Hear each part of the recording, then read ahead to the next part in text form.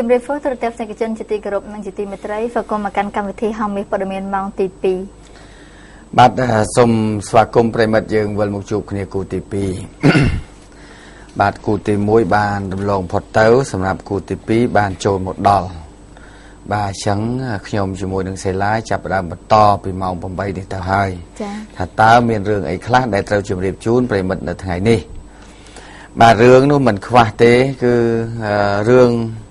គ្រោះថ្នាក់រឿងបាត់ល្មើសលួចប្លន់កាច់កម៉ូតូបាទហើយនឹងរឿងខ្លះទៀតទៅដែលត្រូវបន្តភាគចប់ថ្ងៃនេះបាទត្រូវជម្រាបជូនដែរបាទហើយនៅព្រឹកនេះក៏ស្ពានស្ទឹងមានជ័យស្ពានអាកាសស្ទឹងមានជ័យក៏ចាប់ផ្ដើមសម្ពោធហើយដែរបាទអញ្ចឹងទេយើងមានសមិទ្ធផលមួយទៀតបាទសម្រាប់កាត់បន្ថយការកកស្ទះចរាចរណ៍នៅចំណុចគល់ស្ពានស្ទឹងមានជ័យកន្លងមកហ្នឹងឥឡូវបន្ថយហើយបាទហើយតិចទៀតមានស្ពានអាកាសបន្តទៀតអញ្ចឹងឃើញថាការវិវត្តទៅមុខជាដើរបាទអញ្ចឹងកុំអោយតែដើរថយក្រោយបើដើរទៅមុខទៅបីតិចដែរច្រើនក៏ដោយឲ្យតែថាទៅមុខចា៎បាទកុំអោយតែនៅមួយកន្លែងបាទអញ្ចឹងយើងសូមស្វាគមន៍ប្រជាពលរដ្ឋសូមស្វាគមន៍ចំពោះសមិទ្ធផលដែលកំពុងតែវិវត្តទៅមុខសម្រាប់ប្រទេសជាតិរបស់យើងបាទអញ្ចឹងនៅព្រឹកនេះទូទាំងនជនបានជ្រាបហើយថាសម្ដេចនាយករដ្ឋមន្ត្រីចាប់ផ្ដើមសម្ពោធស្ពានអាកាសស្ទឹងមានជ័យនៅព្រឹកនេះហើយផ្លូវនានានៅក្នុងជុំវិញតំបន់គល់ស្ពានស្ទឹងមានជ័យហ្នឹងត្រូវបានបិទអញ្ចឹងសូមប្រិមិត្តរបស់យើងដែលធ្វើដំណើរទូទាំងនជនដែលធ្វើដំណើរតាមផ្លូវនោះកាត់តាមនោះសូមអធិស្ឋានហើយថ្ងៃហ្នឹងបាទអញ្ចឹងត្រូវកកស្ទះនៅកន្លែងចំណុចផ្លូវដែលបត់ផ្លូវចូលមកតាម271ហ្នឹងស្ទះជាលើហើយបាទអញ្ចឹងតែប្រហែលជាស្ទះត្រឹមម៉ោងមិន10ហ្នឹងឯងបាទម៉ោងមិន10ហ្នឹងគឺចប់ហើយអាចដំណើរការបានហើយទៅឡើងលើស្ពាននឹងលេងបានហើយបាទហើយសូមបញ្ជាក់បន្តិចថាស្ពាននេះគឺចំណាយថវិកាអស់ជាង18លានដុល្លារសហរដ្ឋអាមេរិកបាទ18.9 លានដុល្លារសហរដ្ឋអាមេរិកបានហើយជិតនឹង19លានដុល្លារតែម្ដងហើយការស្ថាបនាសាងសង់ស្ពានអាកាសស្ទឹងមានជ័យនេះគឺចំណាយពេល20ខែតាមពិតតាមផែនការគឺត្រូវចំណាយពេល28ខែចា៎ប៉ុន្តែឥឡូវនេះគឺ20ខែត្រូវបានចប់សពគ្រប់ហើយចាប់ដើមសម្ពោធថ្ងៃបានន័យថាធ្វើហើយមុនផែនការស្ពាននេះមានការបត់បែននិងបែងចែកជាខ្នែងជាច្រើនបាទខ្នែងជាច្រើនអាចធ្វើឲ្យអ្នកដែលធ្វើដំណើរដែលដំបងអាចនឹងវង្វេងខ្លះប៉ុន្តែកាលណាធ្វើដំណើរញឹកញាប់ទៅលែងវែងហើយចា៎បាទអញ្ចឹងនៅក្នុងនេះយើងឃើញថាស្ពាននេះវាបើតាមនិយាយថាផ្លូវដែលផ្លូវមេតែម្ដងគឺមានមួយគឺបានពីផ្លូវ271ដល់271ពីខាងប៉េរូស៊ីឆ្ពោះទៅខាងប៉េលុកសង់បាទនេះ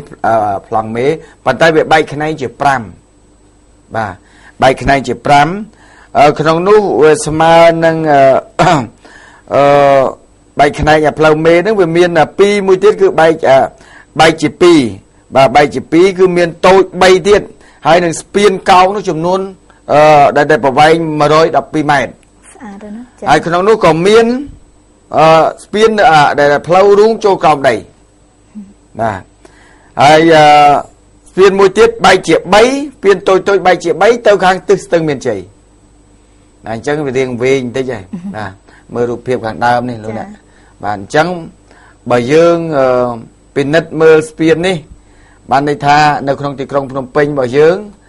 ទើបនឹងចាប់ផ្ដើមមានលើកទី1ទេដែលហៅថាស្ពានអាកាសខ្វែងខ្វាត់មានក្រោមដីមានលើពីលើអាកាស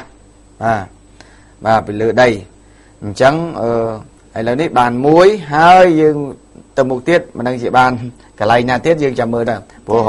គម្រោងគឺមានស្រាប់ហើយដូចជានៅ stop ambassador បាទហើយនឹងនៅកន្លែង stop ផ្លូវពីនាងគង្ហីងត្រង់មកបុកមកបង្កក់បាទនេះដែលគ្រោងនឹងស្ពានអាកាសបន្ថែមទៀតបាទហើយក៏មានថ្ងៃនេះក៏មានមិញរូបភាពខាងអ្នកទៅចូលរួមបដាហើយសម្រាប់ព្រឹកនេះបាទសហការីមិញរូបភាពមិញ អ្នកដែលទៅចូលរួមបាទអ្នកទៅចូលរួមនោះគឺបានទៅដល់បដាបដាហើយនឹងកម្មវិធីនឹងចាប់ផ្ដើមនៅពេលដែលសម្ដេចនាយករដ្ឋមន្ត្រីបានទៅដល់បាទនេះដូចជាភ្ញៀវបន្តហើយបាទទៅទស្សនាចប់កម្មវិធីហើយទស្សនាស្ពានទាំងអស់គ្នាតែម្ដងបាទនេះទិអ្នកទៅចូលរួមមិនទាន់មកគ្រប់ចំនួនទេប៉ុន្តែរូបភាពយើងចង់បង្ហាញភ្លាមដែលក្រុមឋានៈដឹកនាំដើម្បីទៅចូលរួមនៅក្នុងពិធីនេះគឺបានទៅដល់បដាហើយប៉ុន្តែប្រមុខរដ្ឋាភិបាលសម្ដេចតេជោហ៊ុនសែនបាទមិនទាន់ទៅដល់បាទប៉ុន្តែวันนี้ថាចិត្តទៅដល់ហើយចា៎បាទអញ្ចឹងទេជាសមិទ្ធផលមួយដែលយើងប្រជាពលរដ្ឋរបស់យើងទាំងអស់គ្នាស្វាគមន៍ហើយក៏ដូចជាសមិទ្ធផលផ្សេងទៀតក្រៅពីទីក្រុងភ្នំពេញនៅតាមបណ្ដាខេត្តក្រុងដែលមានផ្លូវខ្លះខូចខាតហើយផ្លូវខ្លះមិនទាន់បានធ្វើក៏កំពុងតែប្រជាពលរដ្ឋគាត់ស្នើសុំបន្តដើម្បីឲ្យថ្នាក់ដឹកនាំរដ្ឋាភិបាលជួយគាត់សម្រាប់ផ្លូវគមនាគមន៍បាទនេះទូទាំងជនរំលឹកបន្តិចដោយសារតែពិធីសម្ពោធស្ពានទៅមានជ័យនេះលើកឡើងបន្តិចចុះបាទអរគុណទូទាំងជនឥឡូវនេះសូមកលេចមើលរឿងនៅកំពង់ចាមម្សិលមិញសូមបន្តភាគបញ្ចប់ថ្ងៃនេះរឿងរ៉ាវពីអ្នកប្តីប្រពន្ធគេបោកឆោបបោកឡានយកទៅកន្លែងកុងស៊ីហើយជាប់គុកខ្លួនឯងទៀតនេះឥឡូវទីបំផុតម្សិលមិញក្រោយការផ្សាយទៅធ្វើឲ្យថ្នាក់ដឹកនាំកម្ពុជាបានឃើញក៏សម្រាប់អន្តរាគមន៍សូមឲ្យអ្នកដែលជាប់ឃុំទាំង3នាក់2នាក់ប្តីប្រពន្ធរួមជាមួយនឹងព្រូឡានម្នាក់ហ្នឹងរួចពីការឃុំខ្លួនកាលពីម្សិលមិញហ្នឹងនៅវេលាម៉ោង6ទៅហើយអ្នកដែលទៅគ្រប់គ្រងប្រជាពលរដ្ឋដែលមកពីខាងខេត្តកពតចំនួន6ភូមិនៅឈរហាលភ្លៀងហ្នឹងតែម្ដងបាទដូចទៅធ្វើបាតកម្ម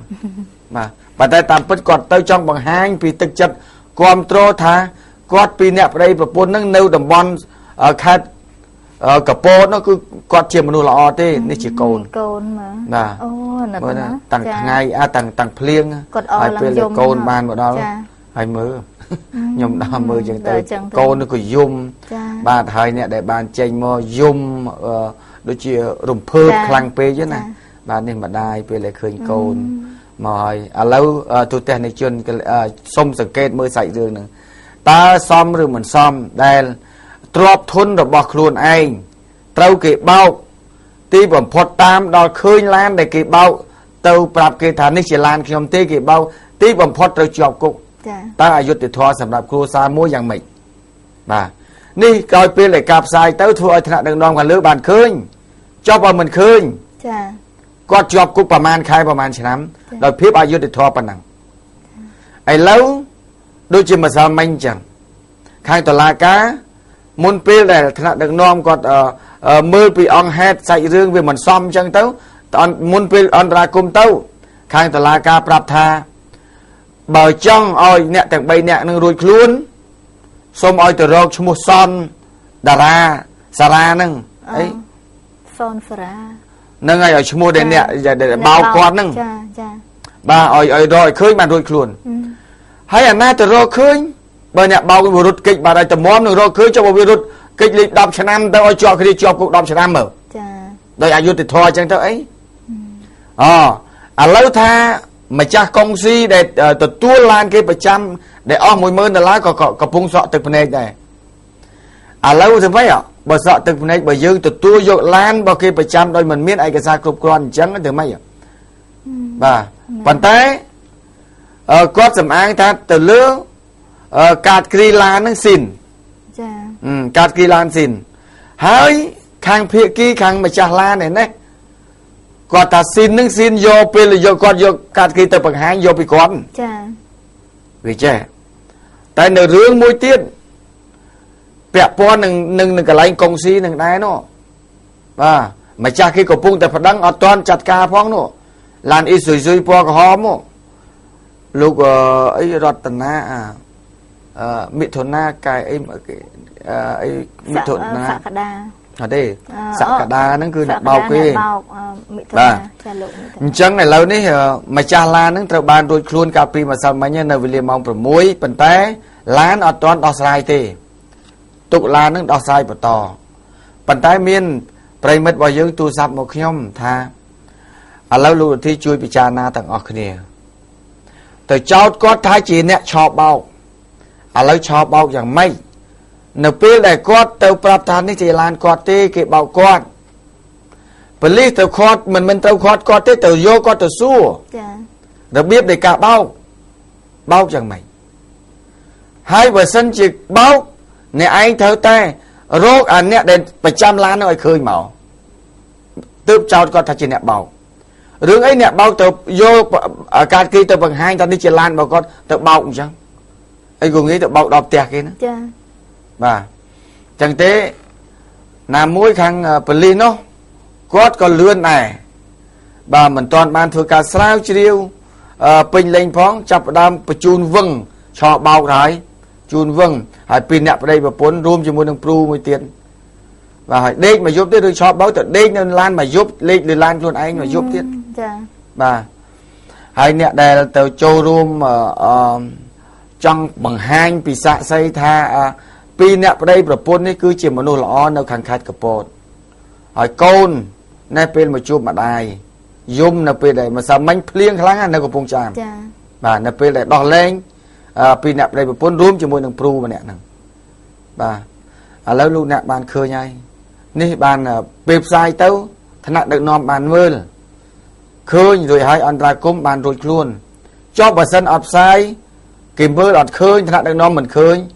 តើគ្នានៅដេកគុកប្រហែលឆ្នាំបាទភាពអយុត្តិធម៌សម្រាប់ប្រជាពលរដ្ឋបែបនេះគឺមហាជនមិនអាចទទួលយកបានទេហើយពួកគាត់ដែលបានទៅដល់ទីនោះគាត់ថាបើសិនជាដឹងថាបុគ្គលពីអ្នកប្តីប្រពន្ធនេះជាអ្នកមនុស្សមិនល្អនៅក្នុងខេត្តនោះមិនដឹងជាគេជិះឡានមកដល់ទីនេះធ្វើអីទេចាគ្មានអ្នកណាជួលទេចាបាទប៉ុន្តែថ្នាក់ដឹកនាំខាងលើក៏បានឲ្យខាងតុលាការក្តីក៏ដូចជាខាងអាជ្ញាធរក្តីគាត់ពិចារណាព្រោះតុលាការគឺអភ័យឯកសិទ្ធិដាច់ដោយឡែកពីអំណាចនីតិបញ្ញត្តិអំណាចនីតិប្រណិប័តបាទព្រោះអំណាចមាន4អំណាចនីតិបញ្ញត្តិគឺអំណាចនៅរដ្ឋសភាអំណាចនីតិប្រណិប័តគឺអំណាចបរដ្ឋាភិបាលបាទហើយអំណាចតុលាការអំណាចទី4គឺអំណាចអ្នកសារព័ត៌មានបាទអញ្ចឹងគាត់ថាចង់ឲ្យទន្ទឹមនឹងបានសំណុំរឿងយកមកកាត់ក្តីរឿងអ្វីមួយសូមឲ្យពិចារណាមើលថាតើរឿងនឹងវាសមហេតុផលអត់តើវាសមគាត់ជាមនុស្សអាក្រក់ដែរទេនៅពេលដែលប្រជាពលរដ្ឋរហូតដល់6ភូមិមកឆ្លងខេត្ត2ខេត្ត3សូមទៅបង្ហាញជាសាក្សីថាបុគ្គលនឹងជាមនុស្សល្អទេហើយទៅឈរហាលភ្លៀងអ្នកទៅសុំធ្វើជាសាក្សីទៅឈរហាលភ្លៀងទៅទឹកទាំងអស់គ្នាបាទនេះខ្ញុំដល់ពេល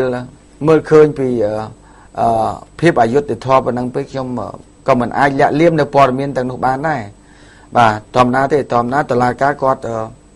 ធ្វើការស៊ើបអង្កេតបន្តហើយឥឡូវនេះចាត់ទុកថាលែងបណ្ដោះអាសន្នដើម្បីធ្វើការស៊ើបអង្កេតពីក្រោយបន្តទៀតទៅបាទហើយព្រោះឡានក៏ត្រូវការដោះស្រាយបន្តទៀតទៅបាទប៉ុន្តែយើងក៏ទទួលស្គាល់ដែរថាអ្នកទទួលប្រចាំនោះក៏ជាអ្នករងគ្រោះដែរបាទប៉ុន្តែបើសិនជារងគ្រោះបែបហ្នឹងគាត់មើលពិនិត្យមើលជាក់ស្ដែងជប់អាលឲ្យនេះជាប់គុកចាព្រោះនេះរងគ្រោះដែរចាក៏វាអាចទៅជែកគ្នាបានដែរបាទអញ្ចឹងទេបើសិនជាគិតថារបររស៊ីអីមួយនៅនឹងកន្លែងដូចហើយអត់គិតពីច្បាប់រួចហើយគិតតែពីរឿងសាច់ញាតិខ្សែស្រឡាយអញធំធ្វើអីក៏បានអញនិយាយតែបន្តិចហើយនឹងធានាមកជាប់គុកសិតបពពួកអញនោះប្រហែលជាមនុស្សមិនអាចរស់នៅលើโลกនេះបានទេបើលេងតែចឹងបាទអញ្ចឹងទេសូមជម្រាបជូនព័ត៌មានប៉ុណ្ណឹងទៅទស្សនិកជនដែលម្សិលមិញនេះគឺមានមហាជនដែលបានទូរស័ព្ទមកតាក់ទងអំពីករណីឆបោកឡាននឹងច្រើនហើយរបៀបល្បិចគឺដដែលហើយមានគេអ្នកធានាស្គាល់ឈ្មោះអ្នកបោកលោកកកដានឹងទៀតចាបាទសក្តាបាទលោកសក្តាឬក៏ហៅសនសារាចាបាទគាត់ស្គាល់ថាបើសិនជាគេត្រូវការអីគាត់ស្គាល់ផ្ទះសម្បែងប៉ុន្តែប្រហែលអាចរត់ហើយចាព្រោះបុគ្គលនឹងជាអ្នកយកឡានគេទៅបោកអញ្ចឹងបន្តប៉ុន្តែវាហេតុអីបានជាបុគ្គលនឹងយកឡានបោកពីគេទៅឲ្យទៅប្រចាំនៅតែកន្លែងទៅនោះមួយប្រចាំតកូលមកអត់ដឹងអីនៅចំការលើហ្នឹង Bà chẳng thế tươngយ៉ាងណាក៏ដោយឲ្យសមត្ថកិច្ចធ្វើការស៊ើបអង្កេតបន្តទៅដឹងហើយបាទនេះសូមស្វាគមន៍ចំពោះប្រជាពលរដ្ឋរបស់យើងដែលមានភក្ដីភាពទៅជួយគ្រប់គ្រងចំពោះមនុស្សល្អបាទបើសិនជាគាត់ល្អសូមគ្រប់គ្រងចុះប៉ុន្តែសូមកុំឲ្យទៅគ្រប់គ្រងមនុស្សអាក្រក់មនុស្សធ្វើបាបគេហើយមនុស្សខូចនៅក្នុងសង្គមហើយនៅពេលដែលគេឲ្យលុយទៅគ្រប់គ្រងដែរនោះបាទហ្នឹងច្បាស់ជាសង្គមយុត្តិធម៌មួយគេមិនអាចទទួលយកបានទេតែបើថាគាត់ត្រង់អញ្ចឹងគាត់ស្លូតអញ្ចឹងបាទស្វាគមន៍ចុះបាទអញ្ចឹងបានគេសួរមកខ្ញុំគាត់ថាអញ្ចឹងម៉េចឡានខ្លួនឯងហើយឃើញឡានខ្លួនឯងនៅកន្លែងកុងស៊ីប្រចាំអត់ស្របច្បាប់ហើយម្ចាស់ឡានជាប់គុកទៀតគាត់ថាដឹងទៅម៉េចបើប៉ូលីសគាត់តាមបណ្ដឹងគេrồiហើយគាត់អត់បានស៊ើបអង្កេតស៊ីជម្រៅយកទៅដាក់គុកសិនមិនទៅផ្ញើផ្ទះគេឲ្យដេកទេណានៅគុកផ្ញើនៅគុកបាទហ្នឹងចង់ជំរាបជូនប៉ុណ្ណឹងទៅតែអ្នកជននៅខាងកំពង់ចាមដោយសារតែគាត់បានរួចខ្លួនពីពន្ធនាគារហើយបាទហើយក្រោមការស៊ើបអង្កេតរបស់តុលាការបន្តបាទតោះទៅរឿងចាឥឡូវចូលទៅករណីចូលក្លឹបតាក់តងហ្វ្រេស្នៃរបស់គេចេញមកវិញគេវារយៈកញ្ចឹងកនិងដាច់ម្រាមដៃដីអស់25ធ្នេចាយុវជនមួយក្រុមចូលក្លឹបតាក់តងហ្វាហ្វងជាមួយហ្វ្រេស្នៃរបស់គេត្រឡប់ទៅផ្ទះវិញត្រូវបាក់ពួកប្រុសស្នៃព្រួតវានៅមុខក្លឹបបណ្ដាលឲ្យរងរបួសទាំងសងខាងចាបណ្ដាលឲ្យជនរងគ្រោះរបួសធ្ងន់2នាក់នៅមុខក្លឹប Night Star តាមផ្លូវលេខ1986ភូមិភ្នំពេញថ្មីសង្កាត់ភ្នំពេញថ្មីខណ្ឌសែនសុខកាលពីវេលាម៉ោង 3:50 នាទីទៀបភ្លឺថ្ងៃទី31ខែកក្កដាជនរងគ្រោះមានឈ្មោះម៉េងឡុងភេទប្រុសអាយុ19ឆ្នាំជាសន្តិសុខក្រុមហ៊ុន PS ដែលស្នាក់នៅភូមិត្រឡោកបែកសង្កាត់បឹងកក់ទី2ខណ្ឌទួលគោករងរបួសរយៈកញ្ចឹងកដេ2ជាន់15ធ្នេនិងបែកម្រាមដៃខាងស្ដាំដេអស់10ធ្នេសរុបទាំងអស់25ធ្នេនិងជនរងគ្រោះម្នាក់ទៀតក្អួតចិញ្ចៀមរងរបួសធ្ងន់តែមិនបានទៅព្យាបាលនៅមន្ទីរពេទ្យទេ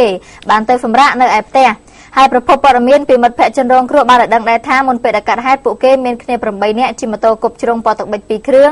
ទៅចូលរាំលេងនៅក្នុងក្លឹប Night Star គណៈដែលចូលទៅរាំលេងបានតាក់ទងហ្វ្រេស្អាតម្នាក់នៅក្នុងក្លឹបអត់ដឹងថានាងជាហ្វ្រេស្នៃរបស់គេទេដែលពួកគេចេះតែតាក់ទងហ្វាហ្វងនឹងរាំជាមួយនាងរហូតចប់ម៉ោងទើបត្រឡប់ទៅផ្ទះវិញលុះពេលដែលចេញទៅផ្ទះវិញជនរងគ្រោះបានជ្រុះបាត់សម្បត្តិម៉ូតូហើយដើររកចុះរកឡើងមួយសន្ទុះទើបរកឃើញសម្បត្តិនោះវិញចាបានដើរទៅយកម៉ូតូពីកន្លែងផ្ញើរួចឡើងជិះម៉ូតូចេញបន្តទាំងផុតពីមុខក្លឹបផងស្រាប់តែជនដៃដល់ចាមួយក្រុមមានគ្នា8នាក់ដែរបានមកវាយពួកគេចាធ្វើឲ្យពួកគេតោះដៃវិញបតាយបន្ទាប់គ្នាទៅវិញទៅមកបណ្ដាលឲ្យរងរបួសទាំងសងខាងហើយជនបង្កកិច្ចខ្លួនអស់ក្នុងហេតុការណ៍វាយតប់គ្នានោះក្រុមជនរងគ្រោះរបួសធ្ងន់2នាក់ចាម្នាក់ក្អួតចេញផុតតែឈាមចាអត់បានទៅព្យាបាលនៅឯមន្ទីរពេទ្យនោះទេចាបានត្រឡប់ទៅដីផ្ទះនៅម្នាក់ទៀតរយៈកញ្ចឹងកនិងម្រាមដៃខាងស្ដាំត្រូវមិត្តភ័ក្តិយកទៅព្យាបាលនៅមន្ទីរពេទ្យប្រកុសសមៈគ្រូពេទ្យដេសរុបអស់25ធ្នេចំពោះដើមចោមដែលឈានដល់ការវាយតប់គ្នានេះត្រូវបានខាងជនរងគ្រោះបង្ហាត់ថាម្ដាមកពីពួកគេតាក់ទងហ្វ្រេស្នៃម្នាក់ចានៅក្នុងក្លឹបគឺជាហ្វ្រេស្នៃរបស់គេទៅប្រុសស្នៃលើគ្នាទៅវាយតប់បែបនេះចាដាក់ខ្លួនដែរដើមចំដោយសារតែតាក់តងប៉ះចំស្រីស្នេហ៍គេចាបាទចុងក្រោយគឺគេព្រួតវាយមិនបានមកវាយមកស្អីបានអត់ដឹងថាវាយនឹងអីដែរប៉ុន្តែដឹងថាអាយះកញ្ចឹងកហើយនឹងអូវាធ្ងន់ដែរចាជិះទៅមួយរឿងទៀតករណីផឹកស៊ីស្រវឹងបាយគំនិតចាឆក់ទូរស័ព្ទអ្នកឆក់នឹងរត់បាត់ចាប់បានមិត្តភ័ក្តិវាយនឹងទ្រាំខ្លួនជនសង្ស័យឆក់ទូរស័ព្ទរត់គេចខ្លួនបាត់ខាត់បានមិត្តភ័ក្តិ2នាក់វាយទ្រាំខ្លួនទើបដឹងការពិតថាមិនមែនជាអ្នកឆក់សមត្ថកិច្ចដោះលែងវិញហើយកាត់ឡើងនៅម៉ោង 9:05 នាទីយប់ថ្ងៃ30កក្កដាមកមន្ទីរពេទ្យឯករាជ្យតាមផ្លូវវែងស្រេនភូមិត្រពាំងថ្លឹងសង្កាត់ចំចៅខណ្ឌពោធិ៍សែនជ័យជនសង្ស័យដែលចាប់ច្រឡំមានឈ្មោះអុលណារុងភេទប្រុសអាយុ19ឆ្នាំកម្មកររោងចក្រស្នាក់នៅភូមិកើតហេតុស្រុកកំណើតនៅខាងភូមិជ្រោយអំពិលសង្កាត់ក្បាលកោះខណ្ឌច្បារអំពៅនិងម្នាក់ទៀតមានឈ្មោះកបបូរីភេទប្រុសអាយុ21ឆ្នាំមុខរបរបិទស្កុតនិងតែម៉ូតូស្នាក់នៅភូមិកើតហេតុស្រុកកំណើតនៅខាងភូមិចំពោះវ័នសង្កាត់ចំចៃខណ្ឌពោធិ៍សែនជ័យ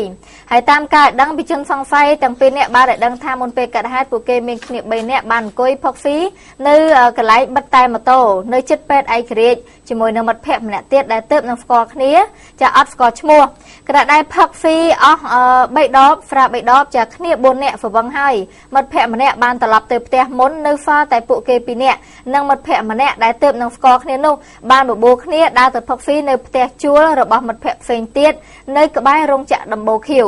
ប្រពន្ធដដែលបន្តទៀតថាគណៈដែលកំពុងតែដើរតាមផ្លូវទាំង3នាក់បានប្រទះឃើញនារីម្នាក់កំពុងតែឈរនិយាយទូរស័ព្ទនៅមុខមន្ទីរពេទ្យឯករាជ្យស្រាប់តែជនសង្ស័យដែលជាមិត្តភ័ក្តិទើបនឹងស្គាល់គ្នានោះបានរត់ទៅឆក់ទូរស័ព្ទពីនារីនោះបានសម្រេចហើយក៏រត់គេចខ្លួនភ្លាមនោះស្ត្រីរងគ្រោះបានស្រែកថាចោលចំណែកជនសង្ស័យដែលដើរជាមួយគ្នានោះក៏រត់ដេញតាមចាប់ចោលដែលឆក់ទូរស័ព្ទតែតាមអត់ទាន់ដោយសារតែចោលចាផ្លោះរបងគេចខ្លួនបាត់ទៅហើយស្របពេលនោះអ្នករត់ម៉ូតូចាលឿននារីរងគ្រោះស្រែកថាចោលបែបនេះបានដេញតាមចាប់ចាជនសង្ស័យ2នាក់វាឡើងទ្រាំខ្លួនប្រគល់ឲ្យនគរបាលប៉ុស្តិ៍ចោមចៅចាយកទៅហ្វាក់ហ្វូមហើយក្រោយពេលកាត់ហេតុនារីជាម្ចាស់ទូរស័ព្ទមិនបានទៅដាក់ពាក្យបណ្ដឹងទេបានទៅផ្ទះបាត់ចំណែកជនសង្ស័យពេលដែលសមត្ថកិច្ចហ្វាក់ហ្វូបានរៀបរាប់ប្រាប់ហើយចាដឹងរឿងចាគឺមិនជាប់ពាក់ព័ន្ធក៏បានទូរស័ព្ទហៅអាណាព្យាបាលមកធ្វើការអប់រំហើយដោះលែងវិញចាចូលទៅករណីគ្រោះថ្នាក់ចរាចរណ៍ចាគឺរថយន្តកាមេរីហើមទៅបុកនឹងក្បាលនាគពុះចែកផ្លូវរងរបួសម្នាក់ស្ត្រីជាអ្នករួមដំណើរជាមួយចាបោកក្បាលនឹងកញ្ចក់រថយន្តរងរបួសខណៈដែលបរិះជាអ្នកបើករថយន្តទៅបុកជាប់នឹងក្បាលនាគពុះចែកផ្លូវជាប់ពីមុខរថយន្តកាលពីវេលាម៉ោង 9:50 នាទីយប់ថ្ងៃទី30 កក្កដាតាមផ្លូវលេខ 169 ទល់មុខវិទ្យាល័យបាក់ទូសង្កាត់វាលវង្សខណ្ឌ 7 មករាសាក់សីឃើញហេតុការណ៍ឲ្យដឹងថាមុនពេលកាត់ហេតុរថយន្តបង្កម៉ាកកាមេរីហើមពណ៌ខ្មៅជាពីរនាក់ហ្វ្រេមម្នាក់ប្រុសម្នាក់ជាអ្នកបើកបរទិដៅពីត្បូងទៅជើងមកដល់ចំណុចខាងលើមិនដឹងជាបើកកិច្ចនឹងអ្វីនោះទេបានបើកទៅបុកចំក្បាលនាគពុះចែកផ្លូវចំពីមុខពេញទំហឹងដោយបុកជាប់ក្បាលនាគពុះចែកផ្លូវនៅពីមុខរថយន្តតែម្ដងបណ្ដាលឲ្យស្ត្រីជាអ្នករួមដំណើរជាមួយលោតទៅបោកក្បាលនឹងកញ្ចក់រថយន្តរងរបួសយ៉ាងដំណំនិងហ្វ្រាំកញ្ចក់រថយន្តរបស់គេហើយក្រោយពេលកាត់ហេតុអ្នកជិះក្នុងរថយន្ត2នាក់បានចុះពីលើរថយន្តឡើងជិះម៉ូតូដប់ចេញទៅបាត់បន្សល់ទុករថយន្តនៅនឹងកន្លែងកាត់ហេតុប៉ុន្តែរថយន្តបង្កមិនបានធ្វើឲ្យខូចខាតក្បាលនាគនិងរបាំងថ្មពុះចែកផ្លូវធ្ងន់ធ្ងរគ្រាន់តែរលត់ក្បាលនាគពុះចែកផ្លូវតិចតួចហើយរថយន្តបង្កត្រូវសមត្ថកិច្ចផ្ទួចយកទៅរក្សាទុកនៅអធិការដ្ឋានខណ្ឌ 7 មករារងចាំធ្វើការដោះស្រាយចា៎បាទទស្សនិកជនសូមជម្រាបជូនមួយរឿងមួយទៀតបាទតកតងនឹងរឿងឆេះរោងចក្រចា៎កាលពីម្សិលមួយថ្ងៃណាចា៎បាទសហការីមើលរូបភាពរោងចក្រមិនមិញដោយសារតែមានប្រិមិត្តរបស់យើងសួរមកខ្ញុំគាត់ថាតើរោងចក្រហ្នឹងដែលឆេះហ្នឹង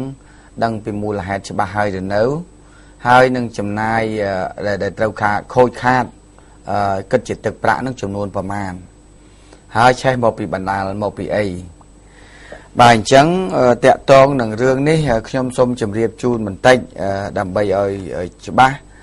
មកទល់មួយម៉ោងនេះពេលនេះមិនទាន់មានការវាយតម្លៃថារោងចក្រដែលឆេះនេះត្រូវអស់ទឹកប្រាក់ប្រមាណទេខូចខាតទឹកប្រាក់ទំហំប៉ុណ្ណាទេដោយសារតែឥឡូវនេះ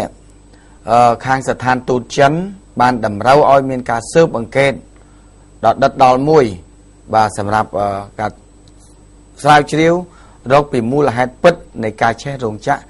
នៅក្នុងសង្កាត់ចំចៅចិត្តក្រាំងពងរបាទចិត្តផ្សារក្រាំងពងរអញ្ចឹងសម្រាប់ពេលនេះក៏អត់ទាន់ដឹងពីមូលហេតុឆេះអ្វីពិតប្រាកដឡើយទេគ្រាន់តែការសន្និដ្ឋានមិនផ្លូវការដោយទុសេខ្សែភ្លើងតែប៉ុណ្ណោះគ្រាន់តែថារោងចក្រនេះត្រូវឆេះក្នុងទំហំ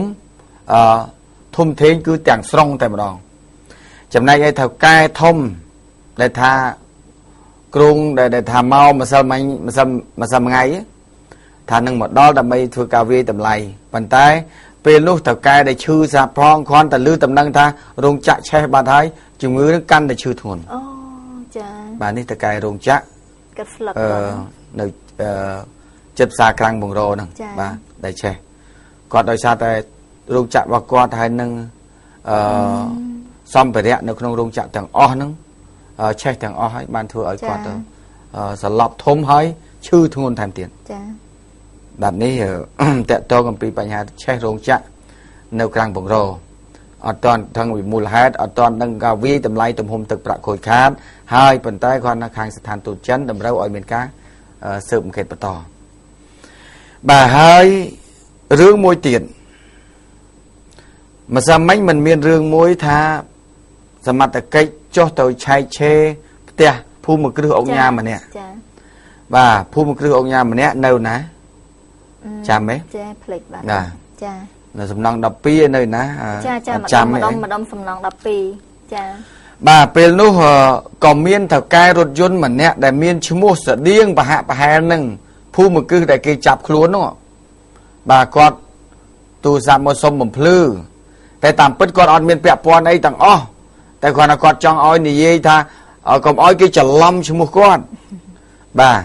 ชั่วโมงลูกปูไฮซึ่งก็เจี๊ยมาจ้าเคลียงรถยนต์ในจิตสเปียนน่ะก้าปรำปีแมกราจอบนั่งกระสังกาติชั่วโมงท้า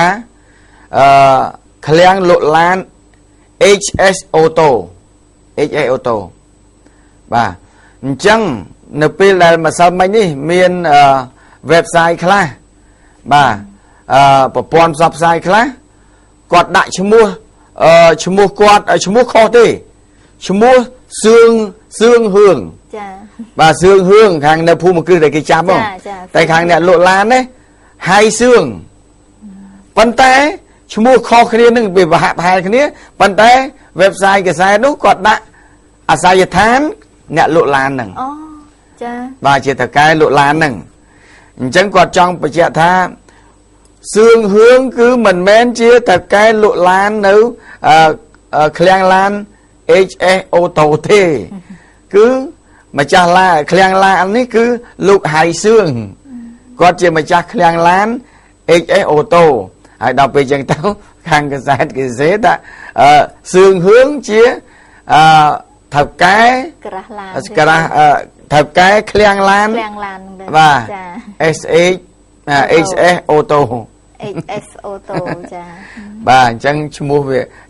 bữa sẽ đạp tới hai sướng cứ có chia mà chặt khliang lanហើយសឿងហឿងគាត់ដែលត្រូវបានគេចោទប្រកាន់ទៅលើភូមិគឺថាធ្វើទរណកម្មទៅលើក្មេងហ្នឹងបាទអញ្ចឹងដល់ច្រឡំទៅប៉ុន្តែដល់ពេលដាក់អាស័យដ្ឋានចំអាស័យដ្ឋាននេះនឹងតែម្ដងអាស័យដ្ឋាននេះឃ្លាំងឡាននឹងតែម្ដងនេះរូបភាពនេះអញ្ចឹងបានទូទាំងនៃជនគាត់តាមពិតគាត់អត់ពាក់ព័ន្ធទេគាត់ចង់បំភ្លឺបន្ថែមកុំអោយមិត្តភ័ក្តិគាត់បងប្អូនគាត់នៅក្រៅនៅក្នុងអីច្រឡំឈ្មោះគាត់ហៃសឿងតាមពិតគេឈ្មោះសឿងហឿងទេបាទហើយខាងกษัตริย์ได้บานจะล้อมด่าอาศัยทานเคลียงลานบอกกอดก็เธอบานเอาโดได้ผลักโดได้เพิ่มเป็นจะล้อมช่วงไม่ก็พูดมาครึ่งในฝนนักดับปีให้เคลียงลานกอดในคางเป็ดคางกษัตริย์ไปจะกอดลือชั่วโมงหินจังแต่ก็ถ้าแบบซึ่งเฮืองคือให้ซึ่งนึงแบบกระดาษลานนึงมวยได้หน้าโยไปได้จ้ะแบบจะล้อมทาโลกให้เฟืองคือเชียจิตาบอโลกcáiเฟืองเฮืองđóป่วยให้เฟืองเฮืองđãตะโกนนี่กอดได้ซาก็บอกเกมมีการผ่อนจะล้อมอ๋อคนตัวแต่ในชนแล้วนี่สมเปสำหรับไตจันมาไตเจียงเวิร์มุกจุกเนี่ยประต่อเทียบ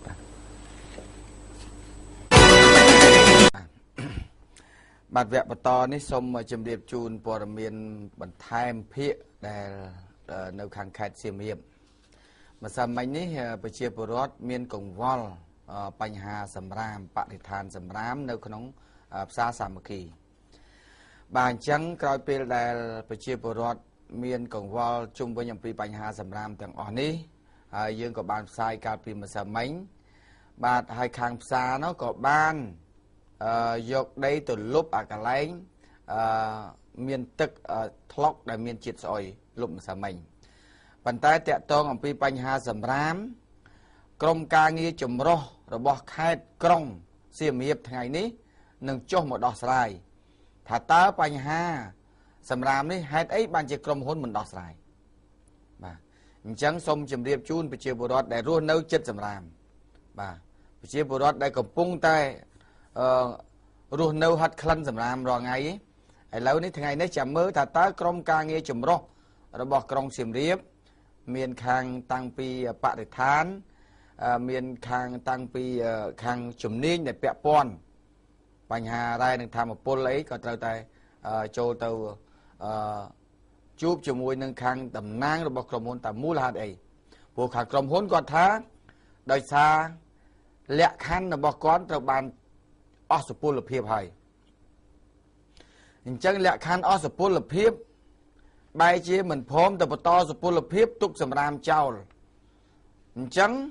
miền tây krom hôn nâng này anh ở từ tua khó thở vậy này anh chọc sụp lập hiệp bởi này anh mình trong thưa to này anh ai to ai phép tại nhà thờ cái thà chụp thưa ơi ní bà dân chẳng mến á tại khi mà giấy tam để mà sao mình còn giấy ta còn lại khăn mà có phốt đây phốt cầm nót đây bà ta phốt cầm nót ta miền ban tôi chụp cho mua nhà thôi là mấy bà to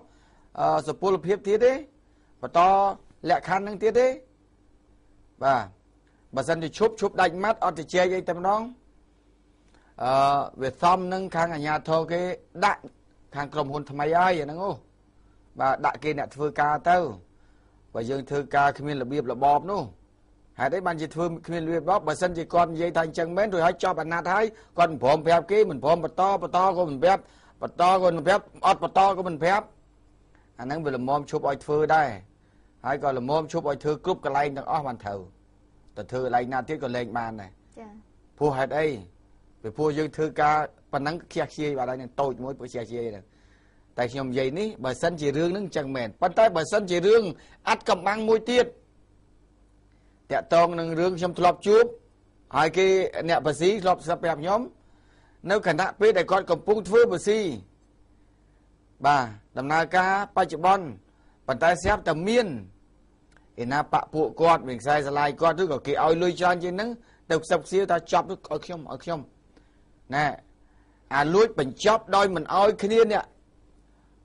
chọc nát muốn nên mình oi cái niên đắng nâng ấy để cái on chết nó thì mình sẽ bài chết nó nâng việc khai miên chắc là nhóm như tầng pi mấy cái lúa thà o sập pol phía mình được bom đẹp cái chọc nát chọc là khăn cái son giá mình bom được đẹp cái nâng khó hỏi to một rư mình to này anh thợ đẹp kì nâng bà sân cho ta này anh miên chẳng mến ba chị này khỏi bàn tay bà sân chỉ miên rư vui tiết quạt cầm hôn nâng cầm bông thật phứ bàn tay miên là nè đánh thay bị khói tôi lụi lịa sưng ngắt nghiêm ngắt đầm bay oi lưới đầm bay phải chọc anh nâng ai chạp đâu anh nhóm nó trâu thầm bay thật phứ và anh nâng ai để bành hà rương một cọc tê không anh đi con là lưới chuyện tiêu hóa chỉ miên chẳng ấyแต่เราสำคัญเรื่องตากรมการเงินจุ่มรอเราบอกค่าเสียมเรียบกอดตึกดองไงนั่งนั้นเราคืนไอ้จุ่มน้อยไอ้บ้านเชี่ยกอดแรงดักสำรามบ่าไว้เด็กขยมยัยเลือลังหันเลือนึกกอดเชี่ยตีหอเด็กขยมถลอกจูบปอร์เมียนจังหายเตะโต้งหนึ่งเรื่องหนึ่งแน่เรื่องโดยคดีจังแน่บ่าbà chẳng chầm mơ thật ta sẽ đầm nọ sai nắng rằng mấy dương nâng bật to phía bật chóp vô dương mình ai oi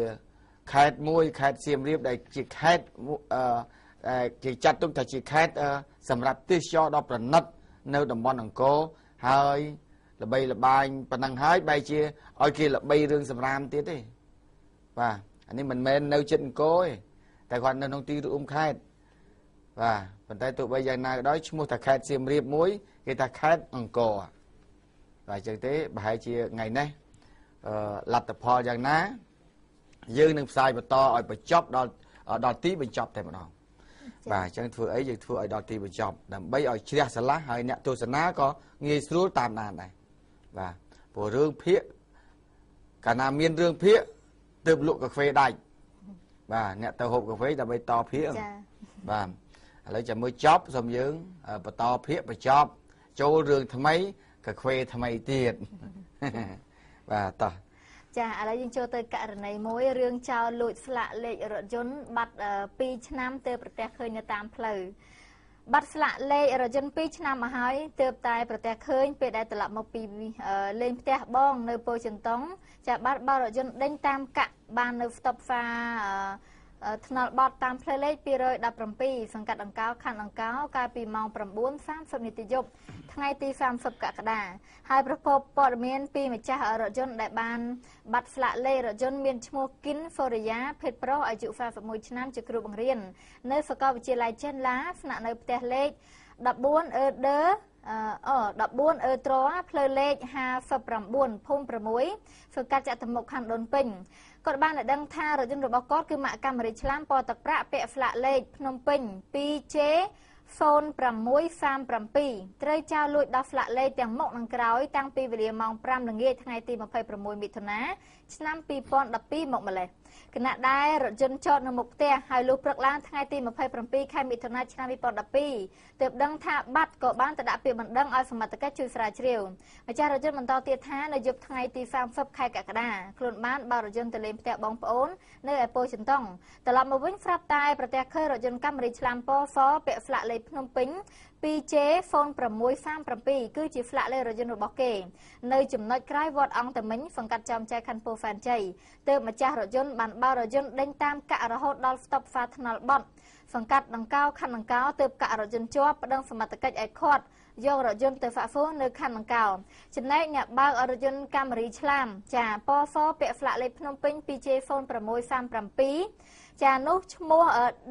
ឌិនវ៉ាន់ថាភេទប្រុសអាយុ 35 ឆ្នាំចាមុខរបរគឺអ្នកបើករថយន្តហើយស្នាក់នៅភូមិគោកខ្វាច់សង្កាត់បន្ទះឡាងខណ្ឌដង្កោបានឲ្យដឹងថារថយន្តដែលគាត់ជិះជារថយន្តខ្ចីបងចរូនមួយទេហើយបច្ចុប្បន្នរថយន្តដែលជាប់ពាក់ព័ន្ធត្រូវសមត្ថកិច្ចរក្សាទុកនៅអធិការដ្ឋានខណ្ឌដង្កោរងចាំធ្វើការដោះស្រាយចាធ្លាប់មានស្លាកលេខ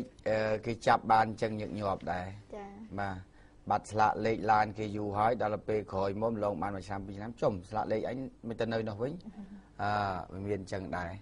បាទប៉ុន្តែរឿងនេះវាមានពីរចេះដែលលោកអ្នកត្រូវតែ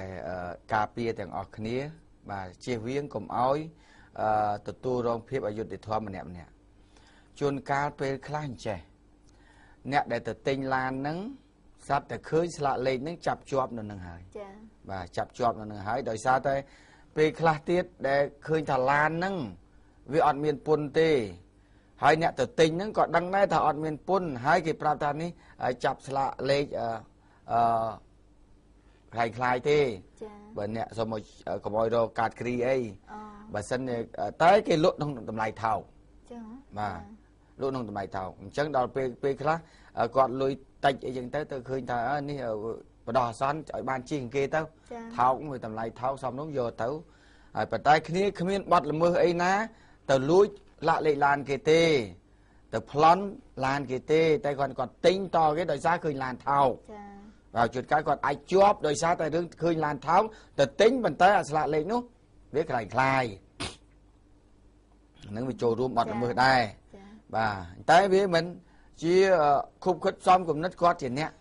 ទៅលួចទៅប្លន់ឡានគេបាទតែខ្លះទៀតរឿងពិតប្រកបមែនឡានខ្លួនឯងអត់ពន្ធទៅលួចពីឡានរបស់គេពីណាមកបើដាក់ដើម្បីបន្លំភ្នែកប៉ូលីសកុំឲ្យប៉ូលីសនៅតាមផ្លូវឃើញឡានអត់លាក់លេខគឺគេខាត់ឥឡូវហ្នឹងអញ្ចឹងបន្លំភ្នែកប៉ូលីសទៅអញ្ចឹងតែអត់មានកាតគ្រីស្លាកលេខនឹងទេគ្រាន់តែយកមកចាប់ដើម្បីចូលភ្នំពេញកុំឲ្យប៉ូលីសឃើញថាអត់ស្លាកលេខគេចាប់អញ្ចឹងមានស្លាកលេខប៉ូលីសគាត់ឲ្យឃើញស្លាកលេខមានស្លាកលេខអញ្ចឹងទៅបាទអញ្ចឹងគាត់ថាបានបាទអញ្ចឹង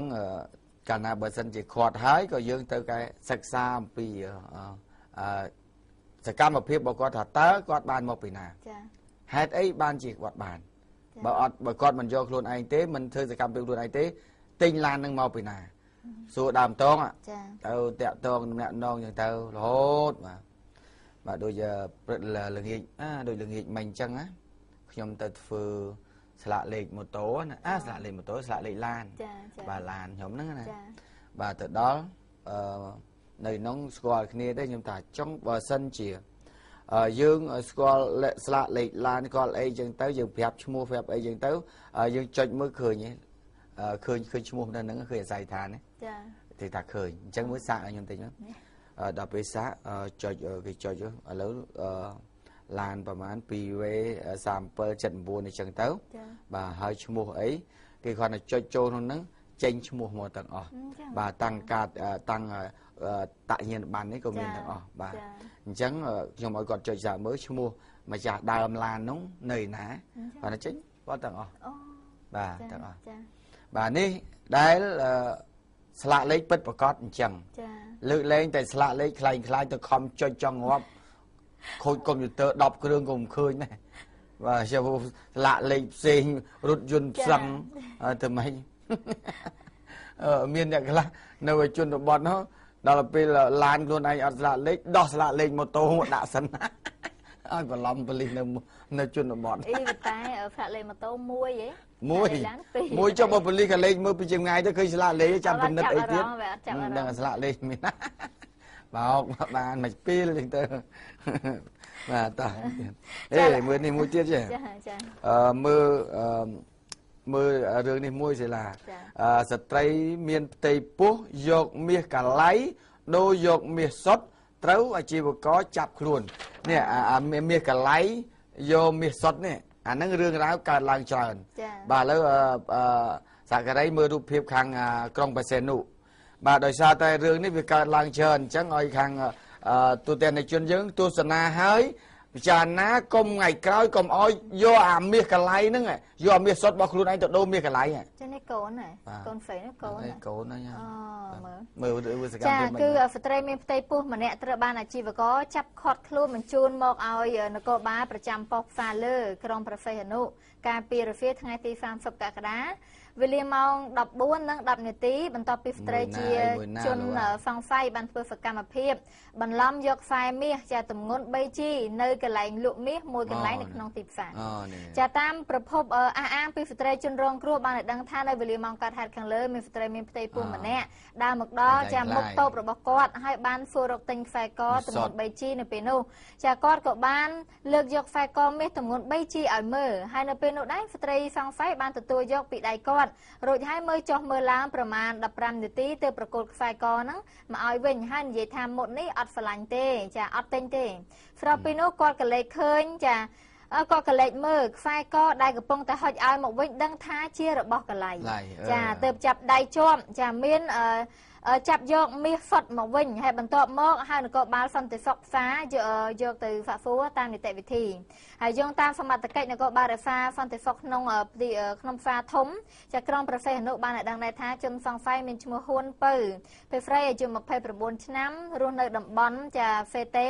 ក្នុងភូមិ2សង្កាត់លេខ3ក្រុងប្រសេះអនុជននេះបានប្រើល្បិចរកទិញខ្សែកទម្ងន់ចា 3G ពីអាជីវករឈ្មោះជេងឈៀបចាចេញឈៀបភេទស្រីអាយុ59ឆ្នាំលោកមាសផ្លាទីនតូបលេខ252ដោយសុំគេពិនិត្យមើលមាសបន្ទាប់មកជនសង្ស័យបានបន្លំយកមាសសុទ្ធដាក់ហៅប៉ៅហើយយកមាសคล้ายៗទម្ងន់ប្រហែលគ្នាយកមកឲ្យម្ចាស់គេរឿងហ្នឹងវាធ្លាប់ផ្សាយហើយបាទតាមពិតអាជីវករគាត់ដឹងហើយបានប្រយ័ត្នប្រយែងបាទឃើញទេអញ្ចឹងព័ត៌មានវាមានប្រយោជន៍អញ្ចឹងកាលមុនមិនមានអ្នកទៅបន្លំនៅកំពង់ស្ពឺបាទរឿងប្រចាំជៀនផងខ្សែកផងហើយនៅផ្សារចាស់នេះថ្មីទៀតបាទឃើញទេទូទាំងជនបាទអញ្ចឹងល្បិចគេអត់មានអីពិបាកទេសូមឲ្យអ្នកលក់មាសទាំងឡាយសូមត្រូវពិចារណាហើយនឹងគិតឲ្យស៊ីជម្រៅទន្ទឹមនឹងឃើញអ្នកដែលទៅរកទិញមាសគេធ្វើអញ្ចឹងមើលផងមើលរៀងរើផងទី1គេមានខ្សែករបស់គេ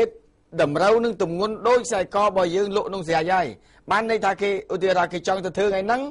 គេទៅស៊ីយើងថ្ងៃហ្នឹងគឺគេបានទៅមើល3 4 5ថ្ងៃមុនហើយបាទនេះអាខាងមុខនោះអានោះស៊ីនបាទខ្សែកមាសពិតប្រកបអាខាងក្រោយគឺខ្លាំងខ្លាយបាទអត់សុទ្ធទេអានេះហ្នឹងហើយឃើញទេនេះអានេះអត់សុទ្ធទេនេះអាមុខនេះអានោះអូខេសុទ្ធណានេះអត់សុទ្ធបាទអញ្ចឹងទន្ទឹមនឹងគេទៅធ្វើល្បិចហ្នឹងគឺបានន័យថាគេដើរទៅមើល3 4ថ្ងៃ5ថ្ងៃមួយអាទិត្យមុនហើយបាទដើម្បីឲ្យដឹងថាខ្សែកអ្នកលក់នៅហ្នឹងមានប្រមាណមានរង្វង់ប្រមាណ G ខ្លះមាន3មាន5មាន1តឡឹងអីចឹងទៅឃើញទេដល់អញ្ចឹងគេធ្វើ 3G អញ្ចឹងគេទៅធ្វើតថ្លៃចឹងទៅលេខកើតលោកមើលលេខពិនិត្យចេះលេខកើតបងជើងចឹងទៅដល់អត់ទេអត់ត្រូវអញ្ចឹងបានន័យថានៅពេលដែលគេថាអត់ត្រូវហ្នឹងគេទុកអាខ្សែកស៊ីនហ្នឹងនៅក្នុងកប៉ៅគេដកអាខ្សែកខ្លាំងខ្លាយហ្នឹងតែខ្សែអត់សុទ្ធហ្នឹងឲ្យទៅវិញតែបើសិនជាអ្នកឯងមិនបានពិនិត្យច្បាស់លាស់យកទៅទុកវិញអត់បានពិនិត្យមើលនេះទៅបាត់ឃើញទេងាយបំផុតបាទអញ្ជៀនក៏ដូចគ្នាចឹងដែរអញ្ចឹងសូមឲ្យអ្នកលក់មាសទាំងឡាយលក់ពេជ្រទាំងឡាយនេះត្រូវប្រយ័ត្នមែនតើណាតាក់ទងពីរបៀបរបោកអញ្ចឹងព្រោះពីមុនវាមានអារបៀបគេហៅថាជ្រុះមាសបាទជ្រុះមាសតាមពិតមាសកឡៃដូរយកមាសសុទ្ធបាទធ្វើជ្រុះអញ្ចឹងទៅគេគ្នាគេទៅឃើញគេទៅរើស và phải tới từ tâm cái oi từ khơi nứng cứ cái khơi dương này đa tới nó miền bẹt sải đai bẹt sải co cỏ vân ấy miền sai chơi bạn cái thưa chú miết cả lấy nó là mục dương chẳng bạn đây ta một cô lại bẹt miết bẹt sải đai sải co nứng cái tha quạt nứng sải lạnh kêu là làng cá chẳng cái thưa chú nó mục mong hãy đừng xua bao cái nè sải lạnh chẳng cái chuột bao cái nè phải vua do sải co bẹn chi bao luôn anh sót nứng dạp ta khơi nó mà ta lăng chiếng kia xong đố tập đố mà có mọi cái khơi toán đó đố không mọi người phèm bỏ nhưng mà ta lăng tập không có mọi mặt cái khơi luôn khơi xong khơi nhà nó mà ta lăng chiếng mà không được giúp hỏi bọc luôn anh phèm chí đây miệt sọt đó nè ba hải nó miệt cả lái á miệt đấy bị lắp có mọi cái khơi thêm xa cái vâng rồi tranh bị proi đó nó dùng pride bắt đầu ba chẳng thế là bách on nó on miền ấy bị bạ nữa mà sao mình dây sao mình tịch nè rương bao tam viên tôi tên này chun chom cho môi chom nâng chè tôi tên này chun cái tu dạp một khiêm bong khiêm cái bao tam viên ấy bong bao tam viên rồi khiêm cục bông ta dây môi bia nhưng ta bao với nhau riêng bao với nhau lúc cọt lịch prap lịch cô đâu biết lịch cô ta lớn lịch cô bên đây dùng pia mối đâu tại vì tiệm bày ở vậy sao mình và alo bao quý ta alo lấy cô đi nhung con ai phép nó có phép chân tàu đập phép chân tới là lui nó bị chun tao ấy bay rồi nưng phép lấy cô đấy đập phép chân nó bị ba con chinh ba con chinh việt tê tàu vinh việt tê tàu bóng ba con chinh hay sao mà phép mà đong tiên thấy ba đấy alo và hai gì là lui tịch với gì ở đấy nó thành một thời gian nhung trâu mà mơn đô la chân ấy chân dôm bay rồi ha đứa có phép mới món không bà ơi chân của ba này không chân của ba này đó chắc nó bao tiết nó bao tiết vì mà tôi vừa chẳng mua tập bao rất là lấy cột trên là thà đó và theo group của mấy tung này nó trên thà đó bao con tranh tiết ấy đâu biết muốn về làm việc của bọn bao cũng nó tu ra một chồng này để tao cái bao cũng nè cha toàn bao ấy chúng ta make bao với ở trên đó bao hỏi bằng lâu nhung cứ thứ mấy tiết bằng lâu nạp với oi mà chụp là mày mà vô tại này tao nó rơi đường nhai nhung bẹt là ở tây bộ đi vì chlat á 300 tấn nạp với mình tao đấy ngọt bằng ngu vậy chẳng mất đâu vì mình tao tới việc đang đặt luôn với nè bao đấy đập vì chẳng tao ấy ọt đắng ta nó về oi lấy tu sao khi ông tao vì là tao ăn nè bao ra tao nó lên tê một giống và tê một giống alo không ba chơi với nó cái tôi xôn pi kia xôn pẹt mùi alo bóng bóng chi nè cục crom hôn vinh mấy bóng khi ông ta rồi đây na kia đó ở đây cái oi khi ông muốn thành lịch bóng nước chi nè cục crom vinh ba nhóm nước khơi như tập là đó oi chúng ta nâng ngay nhóm cục crom vinh bóng chui chạy lên nên tích bóng lấy côn nên tích bóng bao lùi ọt tránh vào anh ta lên mán anh ta ní bong lấy chứ anh ta lùi cái bao ní phẩm án lùi tịch tôi cho anh ta lấy nè ná nẹp nhà mò lấy từng bao nhiêu chạy viên nứng to tại phía mò nè ná nẹp nhà mò hỏi lùi nứng sầm nạp từ thứ ấy nẹp nhà chứ mua ấy rồi chăng ở đây bong bố đi mật phẹ đi hỏi đọc về chúng ta nhom ta cho trong lùi dây sầm đây nó đối chưa bốc cái lực cầm hôn bao của em ấy mà men đi bong men đi bong men đi vậy chăng sao ta lên vui còn anh dây ta ta lâu ôn ai mà chưa bong nấu cái lạnh chết bay âm tê bong nấu cái lạnh nướng viên bong thốn mà ta năng chân mà vô ta năng mò tẹt to nương rương lùi cô lấy cô để ba gọt khơi nhưng cứ một đo ta năng bong oi từ đi oi mong cũng thấy đấy bong oi phe mối của bạn này sao ta lên quang ngóp cho đây tao mà đau chị anh mà đòi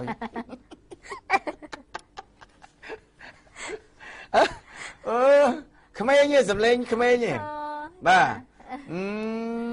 ngọt một chị anh mà từ phật ton môn kê đó anh chị anh tập rong chị môn này tập chị môn chẳng từ tiền này chuyên bạch ngon đi ba phép lấy cô đôi việt đâu phẩm bay tung trên tầng dây đâu ba ở việt tập ba rồi ngọt luôn thế đó ở tập ba hỏi da hỏi rồi hai bật to rung tu sao ta nít và ba ở trên thế tê tao lấy tu sắm đúng không? Hỏi nè tôi lấy tu sắm to nữa, ôi lấy cô tiền đó tê chèn dây đâu, hỏi bảo bà chính phép tao lấy cho tiền ao về ngọt nó mong còn là tê nữa ngọt nó mong đâu, tôi liền món tê bánh mong đâu, họp á, ô mau ai như này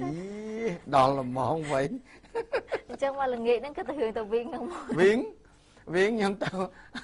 tao thương lạ lên lán nhà nơi thương lạ lên lán nó còn